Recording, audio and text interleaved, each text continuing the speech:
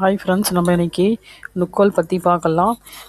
இது எளிதாக கிடைக்கக்கூடியது, அதிகமான ஆரோக்கிய பலன்கள் கொண்ட ஒரு காய்கறி.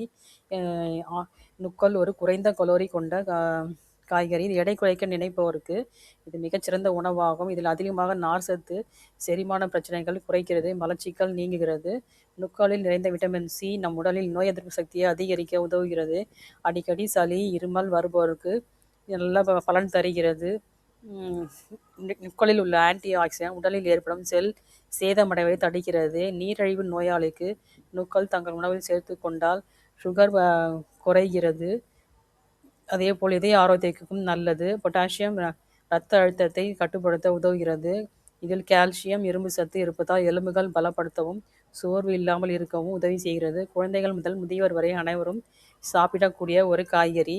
நுக்கோலை பொரியல், கூட்டு, சாம்பார், சாலட் என பல வடிவங்களில் சமைத்து சாப்பிடலாம். வாரத்துக்கு 2 முறை 2 அல்லது 3 முறை உணவில் சேர்த்து ஆரோக்கியமாக வாழலாம்.